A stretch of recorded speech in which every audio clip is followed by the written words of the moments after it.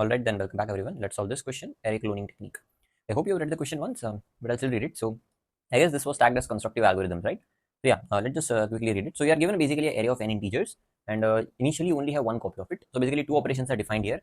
One operation is you can clone any array, right? So basically if you have an array like this, if you clone it, you get the entire same array back. Okay. Now you have these two arrays, you can again clone any one of them. Okay, maybe you decide to clone this guy again. So this is one operation, clone the array. Fine. Another operation is swap two elements from any two copies, maybe in the same copy as well. What they're saying is, if you have, let's say, after some cloning operation, it's after 3 cloning operations, you can pick any two arrays and swap elements in them. So these are just two operations. And what we want is, we want to obtain a copy. Basically, maybe you'll do some cloning, and in the end, what you want is one copy should have all the elements to be same. Basically, right? You need to find the minimum number of operations. So what are the operations? Cloning and swapping elements. Swapping element between any two guys, or maybe internal swapping also. However, I don't see why internal swapping will be helpful here. But anyway, let's see how can we approach this question. So the question is simple, right? You want to either clone or swap elements from any two arrays such that all the elements in a copy becomes equal. Fine.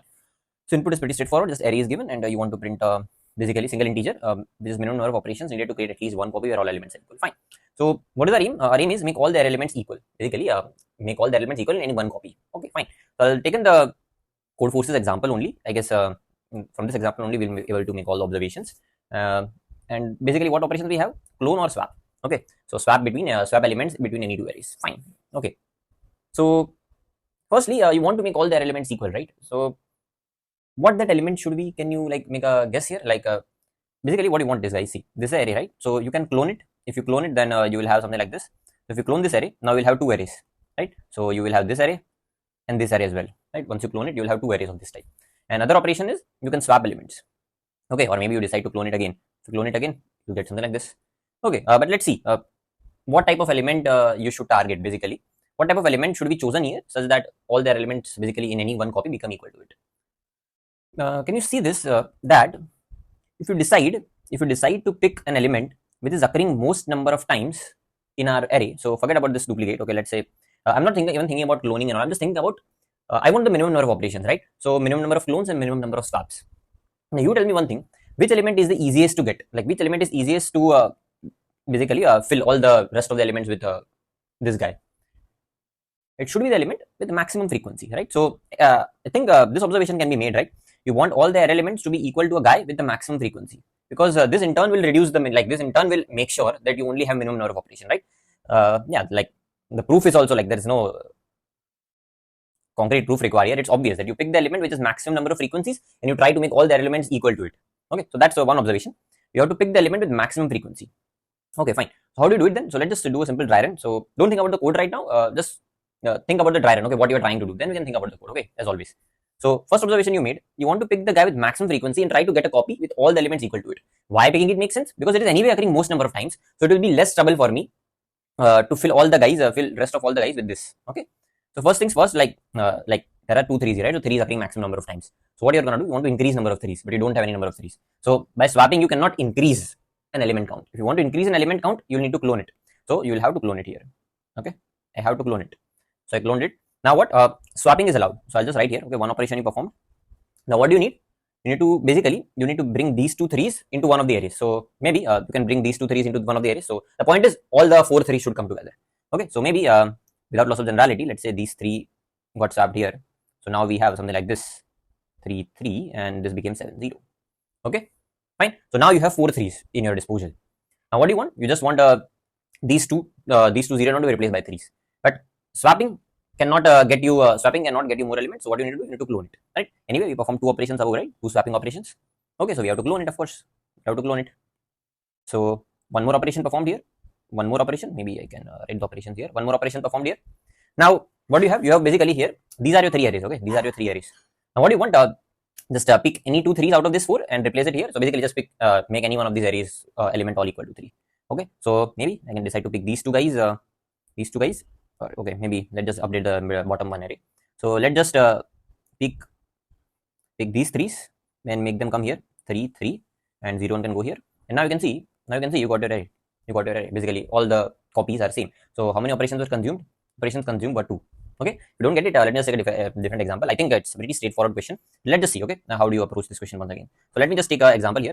Let's say you have array like this: 2 7 7 5 7 3, 2. I guess this should do. So first things first, you have only two operations at your hand: either clone it or duplicate, clone it or swap elements between any two arrays, swap elements from between any two copies. Okay. So first things first, which is the element occurring maximum number of times? Maybe I can add one more here. Let's say. So here you can see here 7 is occurring 3 number of times and 2 is occurring 2 times. 5, 3, 1 all occurring 1 time. So basically, you know that when an element is occurring maximum number of times, it's easier to make all the other elements equal to this, right? It's obvious. So what I need to do is I decided, okay, now I have to make sure that all the elements become equal to 7. I'm still not thinking about the code, guys. I'm only thinking about the approach. Okay. So this 7 needs to be converted. Fine. So how do you do it? First things first, you don't have any more 7, so you have to clone it. So let's just clone it. So the array is cloned. So but cloning the array, you need one operation. So one operation performed here. Now what do you need to do? Bring all the threes from another copy to another copy. So if you observe here, the elements get doubled. Here. So 7 comes here, 7 comes here. Okay, fine. Now how many remain? 1 and 2. So we have to perform. So how basically you performed here 3 swaps. So 3 more operations, right? Okay. Now still these 2 guys are remaining, right? So but you cannot get more 7. So you have to duplicate the array. So duplicate it. Simply duplicate it. So now what you can do? You can just bring any of these 2, and your job will be done.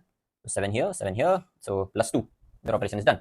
Okay. So it is simple, right? You just keep cloning until you have enough elements to make a copy equal to make a copy in which all elements are equal. So I guess the pseudocode will be straightforward, right? So I have not thought about the approach yet. The pseudocode, let's just try to think about it. So basically, pick the guy with max element, right? So max frequency.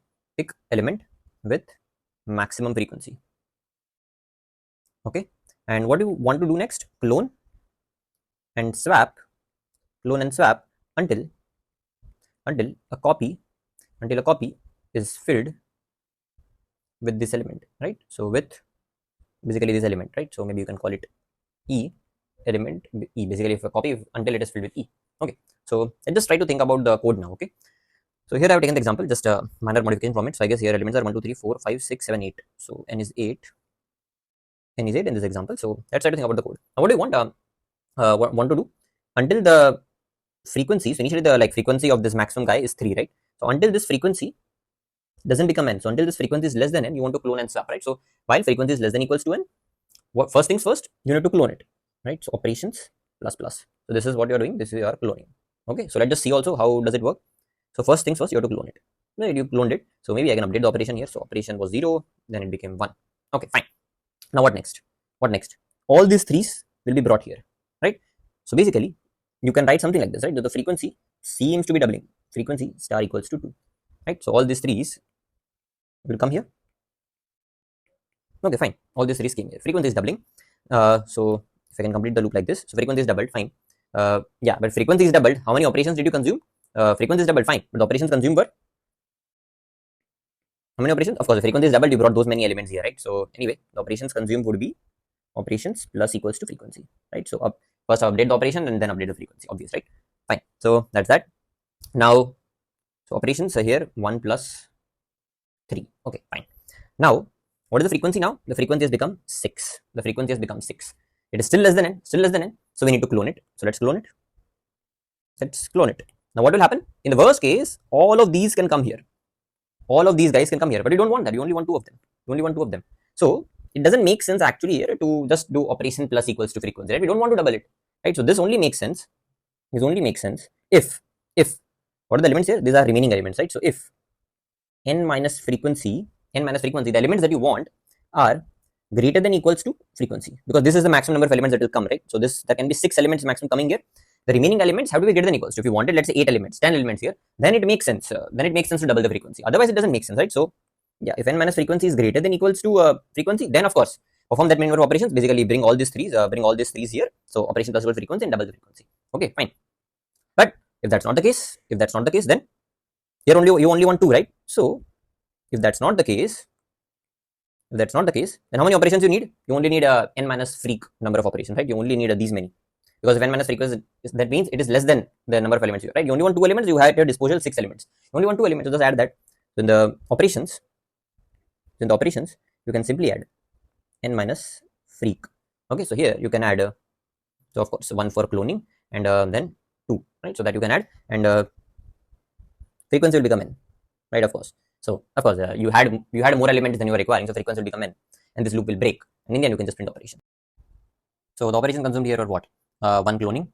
So this one is for that. Then 3 swaps. 3 swaps, one more cloning, and then in the end 2 swaps, right? So the question is straightforward. So let me just quickly summarize it. Until the frequency doesn't become n, you clone it, and if the elements that you want here, are greater than or equals to frequency, then of course add all the elements. So basically update, update your operation with frequencies. Basically swap all these, swap all these 3 guys with some other elements. Operation plus equal to frequency, and then the frequency becomes doubled, right? The frequency gets doubled.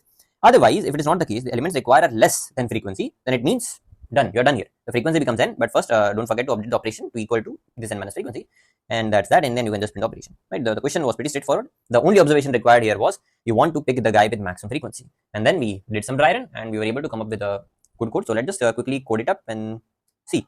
Time to code it up then. First things first, of course, we need to find out the element with maximum frequency. So what I can do is I can create a map here itself. While taking the input only, I can keep track of frequencies.